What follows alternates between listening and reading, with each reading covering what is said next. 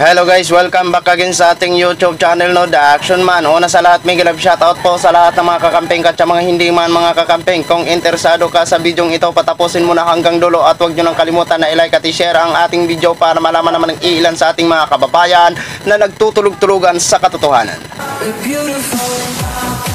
So muli naman nagbabalik ang nag-iisa nyong host na si The Action Man para magbigay ng komentaryo at reaction sa mga mainit ng issue ng bayan.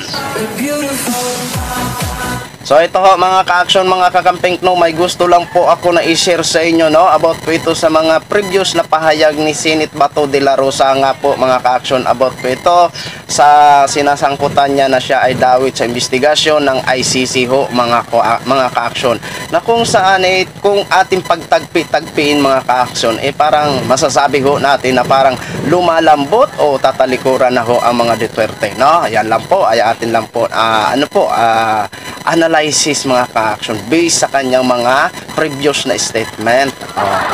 Kasi po ito may pahayag si Senate Bato de la Rosa noong January 22 to 2024 na kung saan sinasabi niya na willing siya makipag-cooperate sa investigasyon ng ICC mga ka-action. At after 3 days nagpahayag naman po siya na siya ay takot na makulong mga ka-action, mga kakamping. Kaya parang nanlalambot yata si Senate Bato de la Rosa. Ito po mga ka-action, basahin po muna natin ang una niyang pahayag ha. Ito ho mga ka-action, nakapost po ito noong January 22 to 2024. Ayan. De la Rosa say he is ready to cooperate with ICC probe. Ayan.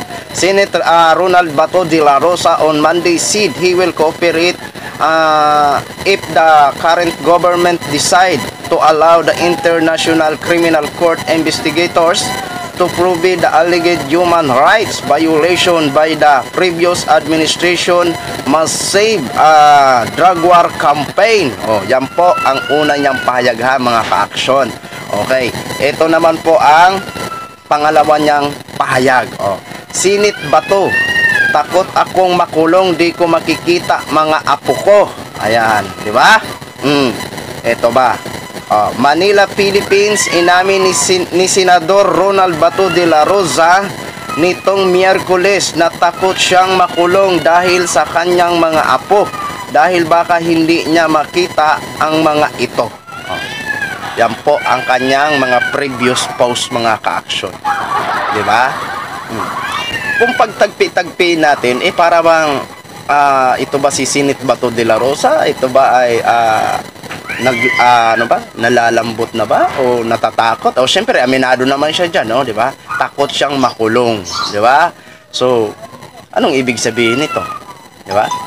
Mukha yatang tatalikod na yata ito sa mga mga kason sa kanyang mga kaibigan, no? Pero hindi naman po natin alam kung siya po ba ay tatalikuran niya ang mga kaibigan niya, diba? Ito po ay atin lang analysis ho mga ka-action, no? Based na rin sa kanyang mga sinabi.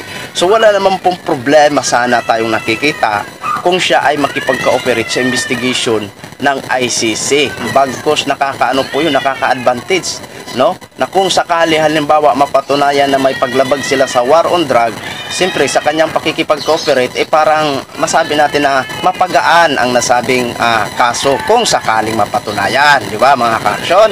At siyempre, nung pinaka-latest update niya nga po na kung saan in-interview din siya na habang naglalakad, tinanong po siya na kung ano ang masasabi niya sa paratang ni dating Pangulong Duterte dito kay Mr. President Bongbong Marcos regarding nga po sa mga gumagamit na daw na kung ano-ano na mga paratang ni Duterte ho dito kay Mr. President Bongbong Marcos. Pero ano ang sabi niya? 'Di ba? Laylo lang siya, parang neutral ang kanyang sinabi. Parang wala siyang kinatigan sa dalawa, 'di ba? Pero aabangan ho natin mga ka-action kung ano po ba talaga ang magiging desisyon nito ni Senate Bato de la Rosa mga ka-action, no? Sa ngayon, ano lang po natin yan, mga analysis lang ho natin yan, no? So yun lang muna po mga ka-action ang latest update. Maraming salamat po sa ating mga viewers, Luzon, Visayas, South Media na all over the world. Ako po ang inyong lingkod, si The Action Man. Have a good day, everyone.